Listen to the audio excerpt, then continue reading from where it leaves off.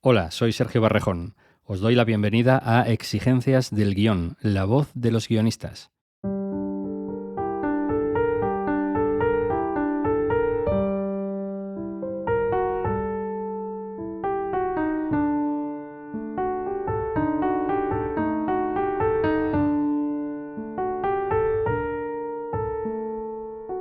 Hace ahora 2 años, en el episodio 5 de Exigencias del Guión, entrevistamos a Guillermo Galoe con motivo de la nominación al Goya de su cortometraje Aunque es de noche, que por cierto acabó ganando el premio.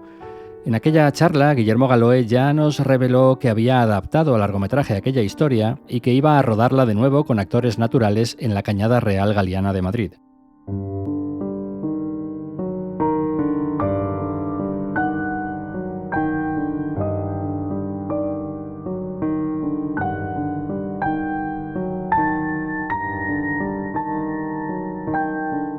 ...98 episodios después, Guillermo Galoe vuelve a Exigencias del Guión y vuelve a estar nominado al Goya con ese largometraje que lleva por título Ciudad sin sueño y que compite en 5 categorías de los premios Goya, incluyendo Mejor Guión Adaptado. Ciudad sin sueño había ganado ya el premio a Mejor Guión de la Semana de la Crítica de Cannes, y es un guión que ha sido escrito en colaboración con otro creador que ya había pasado por Exigencias del Guión, Víctor Alonso Berbel, protagonista del episodio 51 del podcast, en el que nos habló de su decálogo para democratizar el cine del futuro, un episodio muy especial, no os lo perdáis.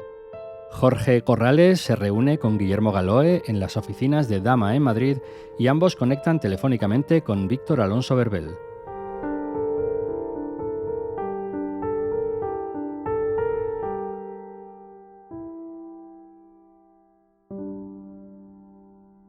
La película, el guión, comienza con una frase que es muy poco visible, pero a la vez que dice mucho de la película y del personaje, que es "se siente el vacío". Y además también el guión, al que está al menos subido en la academia, termina también con esa frase. ¿Por qué decidisteis empezar con ese "se siente el vacío"?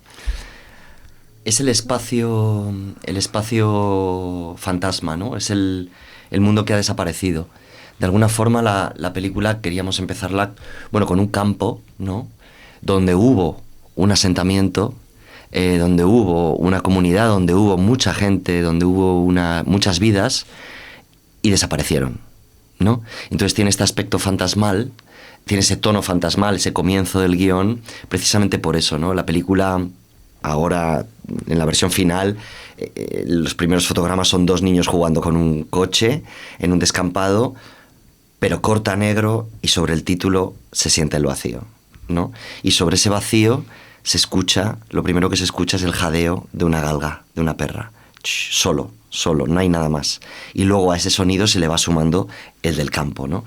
Entonces, es como si en ese espacio vacío de repente cobraran vida esas personas y ese mundo en el que vamos a entrar, que quizás pertenecen al pasado, o quizás, están en ese sitio que también está en algunos aspectos vacío porque ha sido ya vaciado. La Cañada, hay parte de ella que ha sido vaciada, ¿no? Entonces hay un juego entre el pasado, el presente y el futuro en la película que empieza así, ¿no? Además hay una cosa muy interesante en la película y es el uso del sonido que hacéis. Hay algunas escenas maravillosas, como esta de la galga, en la cual primero entra el sonido, no sabemos muy bien qué estamos escuchando, al menos el espectador no lo sabe, y de repente ya entramos en la película. Otra en la cual deja el personaje principal, Tony, deja a esta galga y todo el fuera de campo de la Cañada Real entra a través del sonido porque está centrado en él. ¿Esto cómo se escribe o cómo se encuentra en rodaje? Porque yo estaba mirando el guión, sí que hacéis mucho énfasis en el sonido, pero es verdad que luego se multiplica a la hora de ver la película. ¿Cómo os planteasteis esto? ¿Cómo te planteaste tú como guionista y también como director? Es el resultado, y con Víctor lo hablábamos siempre, ¿no? Es el resultado de pensar la escritura como, en términos de imágenes. Es decir, nos parecía, el guión es la fuente principal, ¿no? En general en todas las pelis, pero en esta era una herramienta aún más importante, porque era lo que nos permitía anclarnos constantemente a lo que queríamos contar, expuestos todos los días del rodaje a 50.000 cambios posibles de la historia. ¿Por qué? Porque La Cañada es un lugar completamente incontrolable, completamente anárquico, donde pasan un montón de cosas todo el rato. Entonces, digamos que en cada día de rodaje había como 50 opciones de que el guión se fuera por otros derroteros. Entonces aquí la idea era, bueno, pues vamos a escribir tanto a nivel narrativo como a nivel de personajes lo que queremos contar y, por supuesto, incluir las atmósferas en el guión. Nos parecía muy importante que el guión fuera atmosférico también, porque eso hace que todos los departamentos luego tengan muy claro lo que estamos haciendo. Piensa que el sonido, por ejemplo, es algo que se termina de componer en postproducción. De hecho, bueno, básicamente la atmósfera se construye ahí.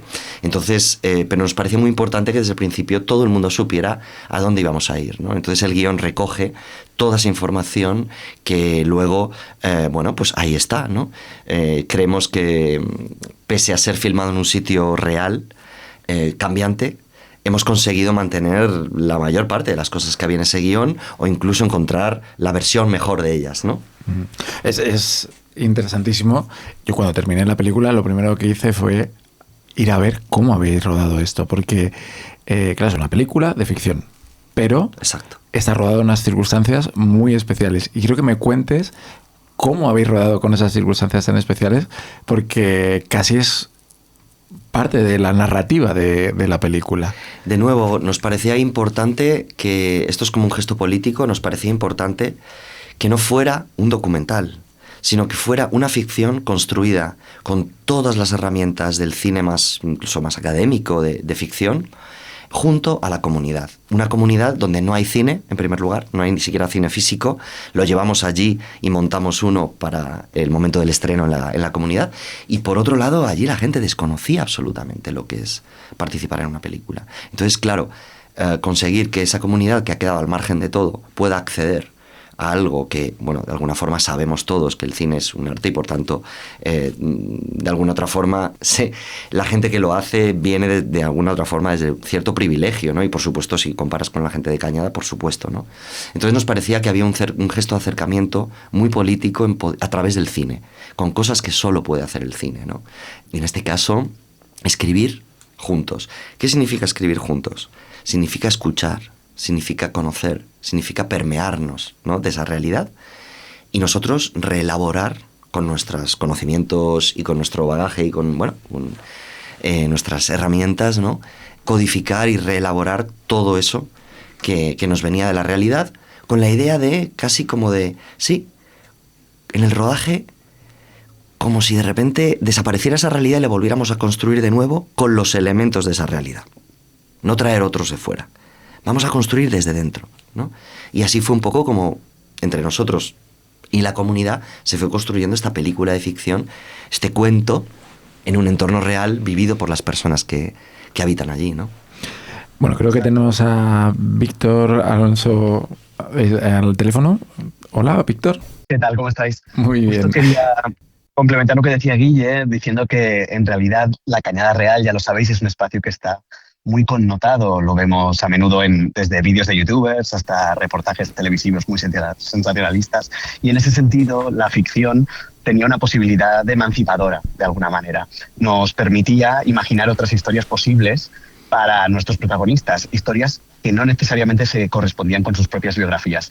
Y de ahí venía esa conversación que decía precisamente Guille, ¿no?, entre la realidad con la que nos encontrábamos y con un momento de escucha que es fundamental, con mucha humildad por parte de los cineastas, que llegamos a un terreno que al principio no conocemos, pero después, a medida que lo vas conociendo, también desde la propuesta. Hay algo muy bello en poder decirle a un niño o a una niña de 12 años qué pasaría si tu vida fuera así, un poquito distinta. ¿Qué pasaría si te dejaras sentir esto? ¿Qué pasaría si dijeras esto otro, ¿no? ¿Cómo te afectaría? ¿Lo dirías o no? ¿Te sientes reflejado o reflejada en esto?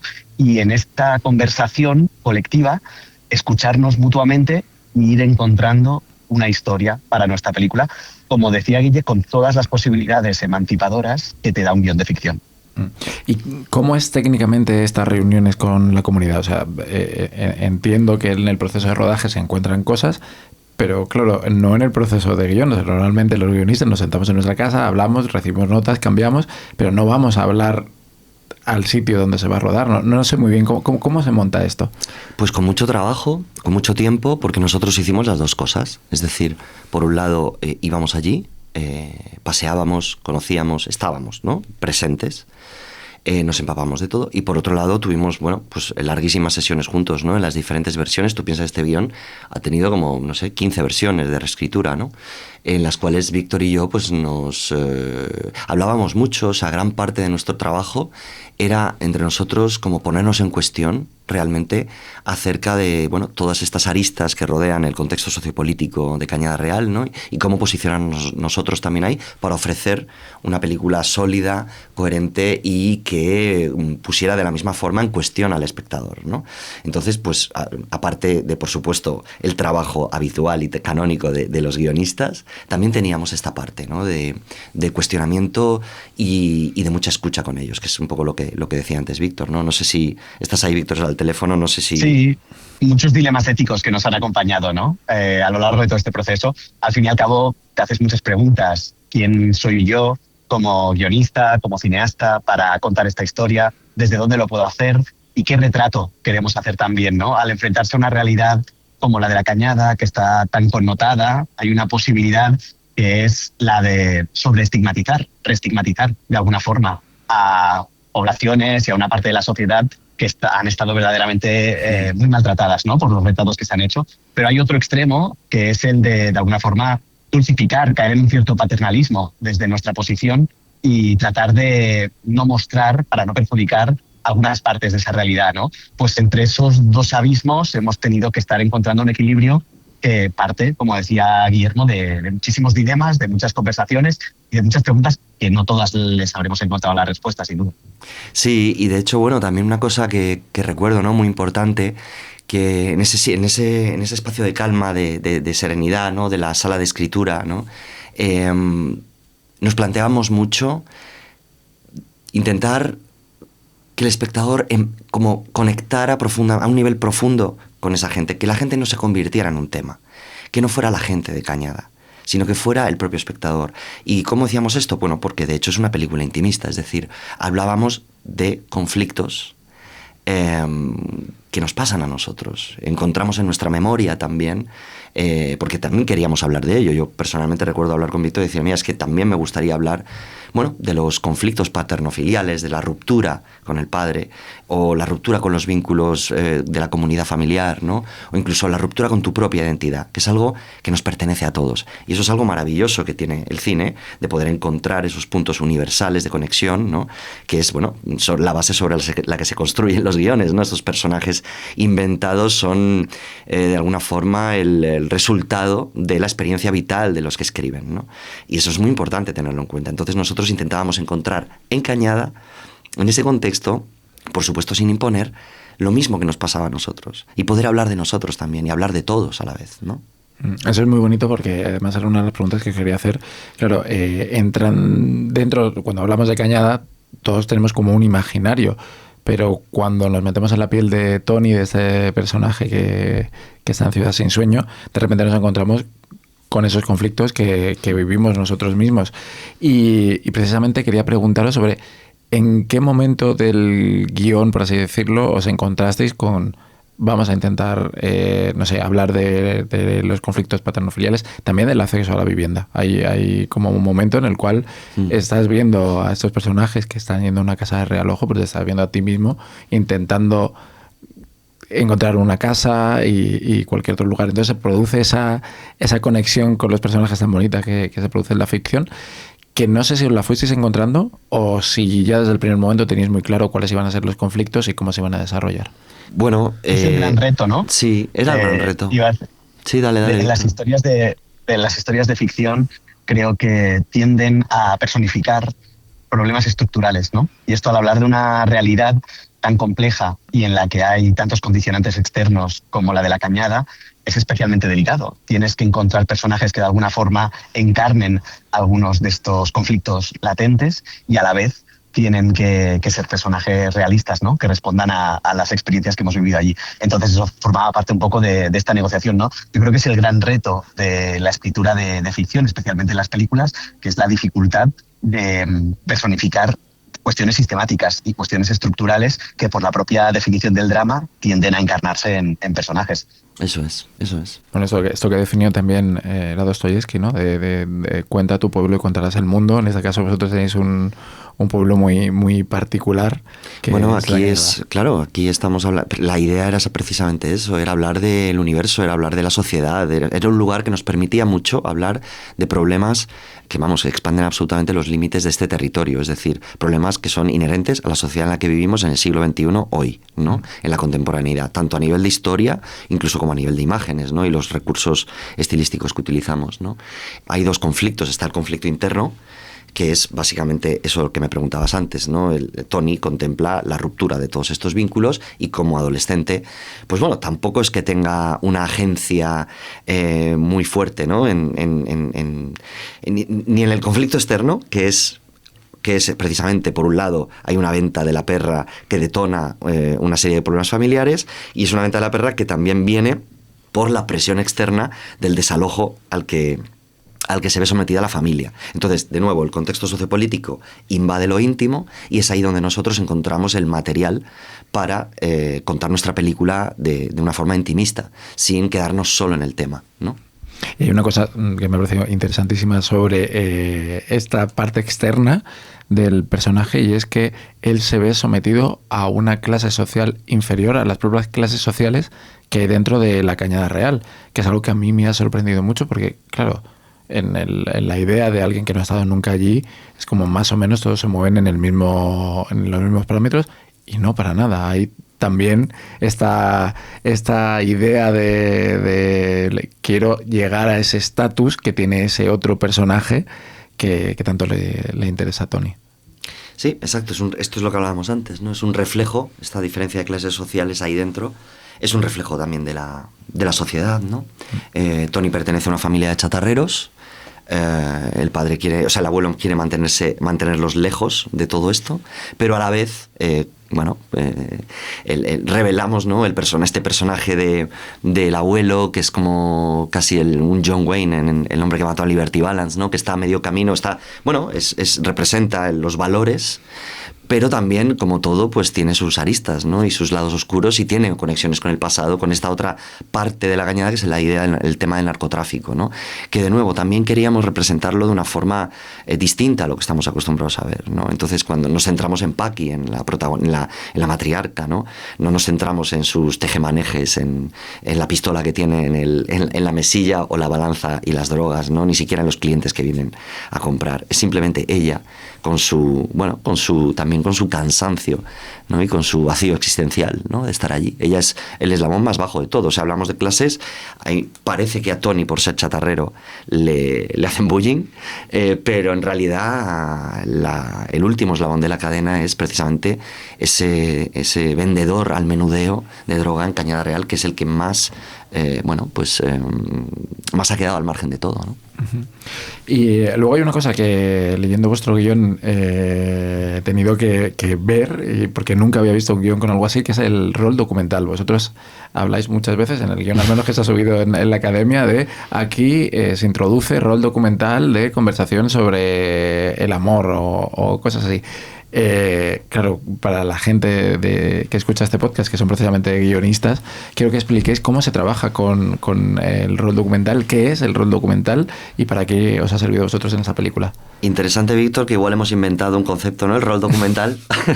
Sí, a ver, yo vengo de la ortodoxia más absoluta en lo que se refiere a la escritura de guión. Entonces, en ese sentido, con Guillermo teníamos también negociaciones encontrando nuestro propio formato, ¿no? en la escritura del documento. Creo que lo que era interesante era que al final el guión es un documento para comunicar a todo el mundo con quien vas a trabajar a lo largo del proceso qué forma estás dando a esa película, ¿no?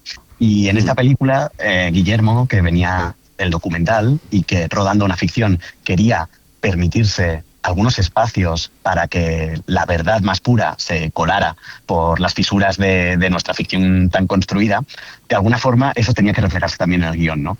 Entonces, puntualmente, en algunos momentos nos pareció que dejar ese espacio abierto dentro del propio guión comunicaba a todo el mundo con quien trabajábamos que el rodaje y la estructura de nuestro sistema de trabajo se iba a tener que permitir también ese pequeño margen, ¿no? De puntualmente en algunas entradas, en algunas salidas de algunas escenas, en algunos contextos, como por ejemplo las mujeres en la peluquería, ¿no?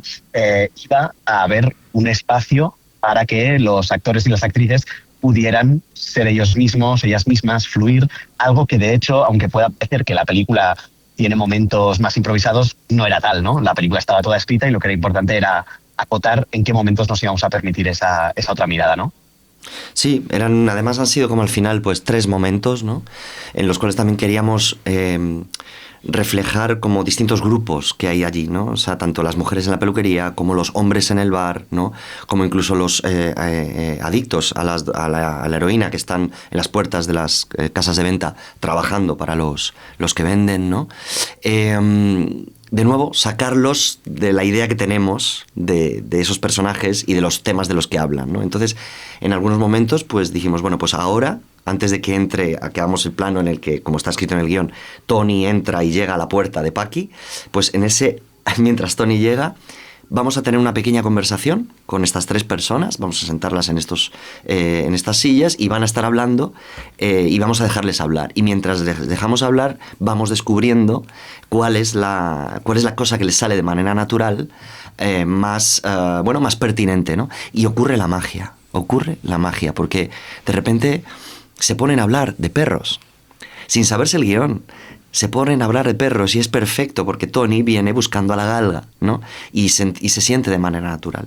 Igual que a las mujeres también les lanzamos la idea del matrimonio y que vacilen un poco a Tony, y es tan natural y salen cosas que nosotros también en nuestro proceso de escritura lo habíamos hecho así, es decir, habíamos escuchado conversaciones y a partir de esas conversaciones habíamos escrito los diálogos. En algunos momentos, al final en las últimas versiones, escribiendo el guión, los diálogos exactamente como hablan los personajes.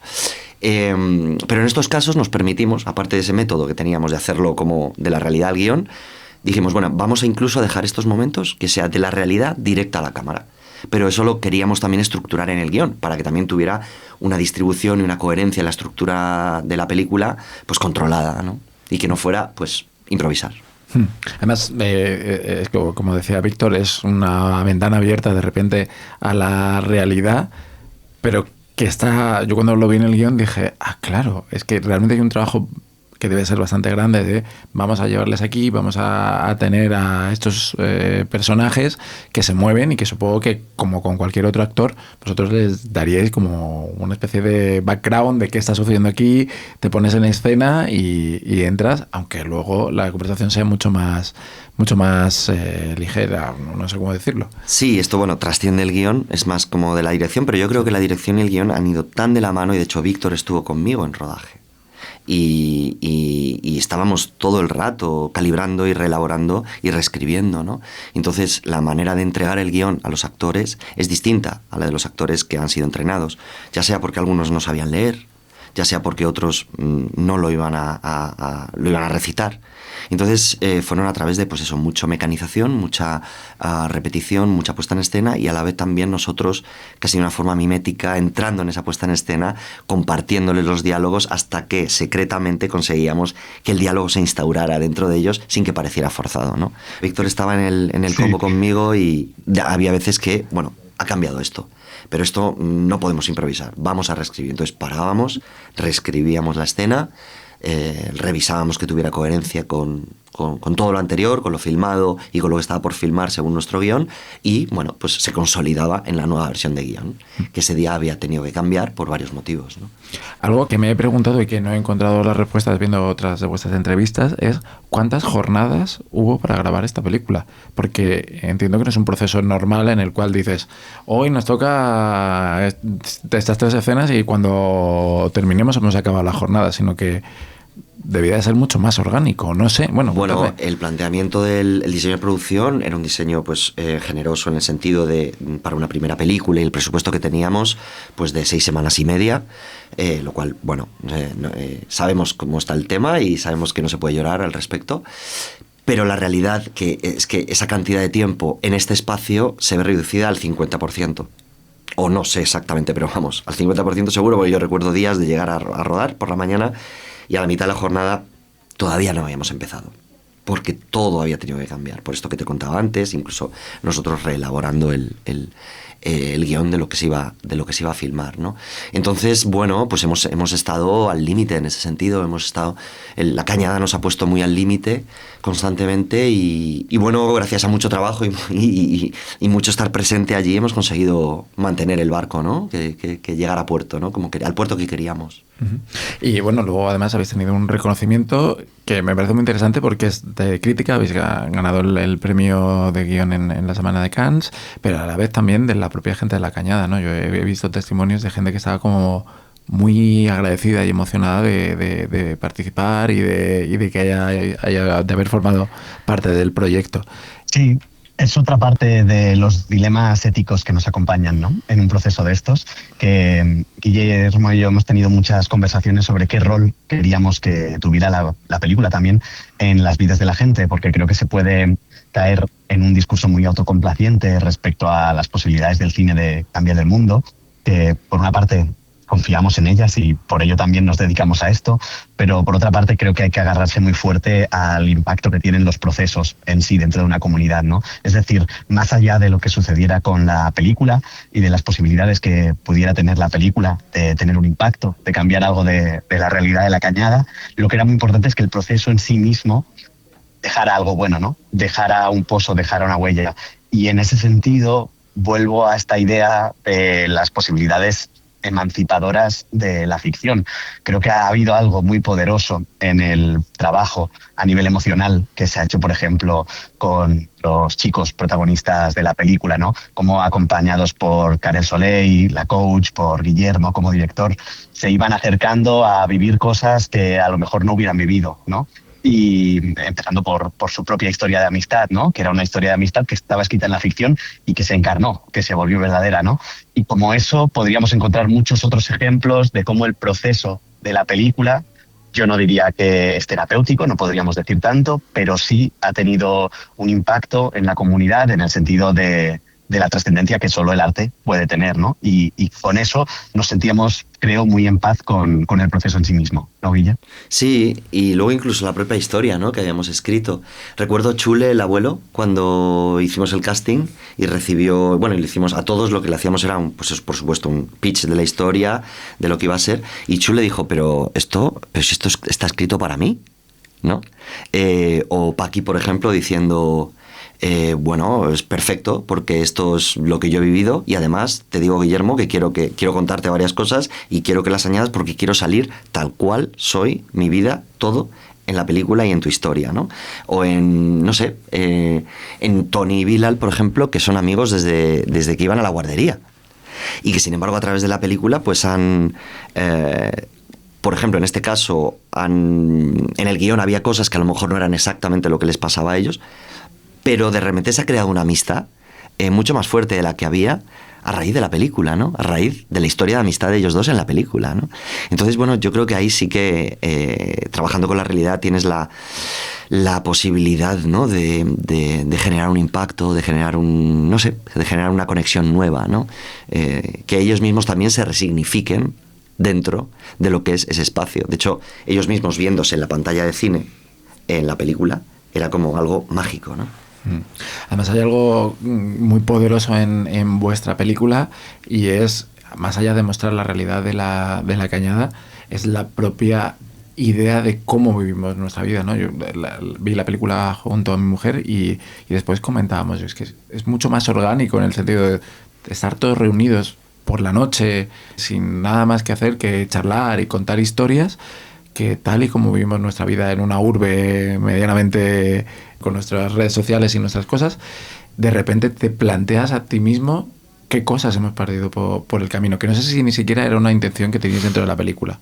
Bueno, hay que entender también que en Cañada nosotros queríamos, como decía Víctor antes, ¿no? O sea, no dulcificar, no romantizar, y hay un choque de trenes muy grande, ¿no? Está la visión del abuelo que es más conservadora, que quiere mantener este modo de vida. Para él es algo, bueno, romántico el vivir allí. Y por otro lado, nosotros la conciencia que tenemos también de al estar allí, ver que las condiciones de vida, sin luz, sin agua corriente, y en la que viven los chavales, no es un espacio de libertad, ¿no? Entonces eso choca Son dos cosas, bueno, en las que no queremos tampoco ofrecer respuestas, sino mostrar ese dilema y esa contradicción, pero por supuesto también mostrar a la sociedad esa vida en comunidad, porque estamos ante el fin de la comunidad, estamos llegando a un nivel de individualismo, ¿no?, muy grande, y de hecho, de nuevo, sin querer romantizarlo, pero recordar que eso existe y que existió y que todavía en algunas esquinas de la sociedad existe, ¿no? Y no están tan lejos, están a 15 minutos, ¿no? Gran parte de las conversaciones que teníamos eran por esto, ¿no? Era intentar ver dónde nos ubicábamos al respecto, ¿no? Porque había días que decías, guau, es que claro, la visión del abuelo es muy potente, ¿no? Hay que darle valor, hay que consagrar eso, ¿no? Y era, pero ya, sí, hagámoslo, pero a través del guión consigamos ser finos y no caer en ese cliché, porque hay muchas otras cosas también que contradicen esa visión del abuelo. Bueno, al fin y al cabo, si la ficción refleja la vida y está cerca de la vida, creo que ofrecer las contradicciones que ofrece la vida pues nos hace más coherentes, ¿no?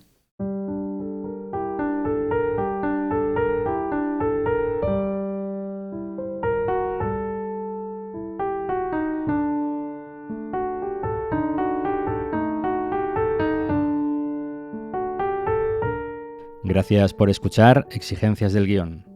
Redacción Jorge Corrales. Realización Paul Sánchez. Diseño gráfico Jorge Espejo. Música Ana Álvarez Prada.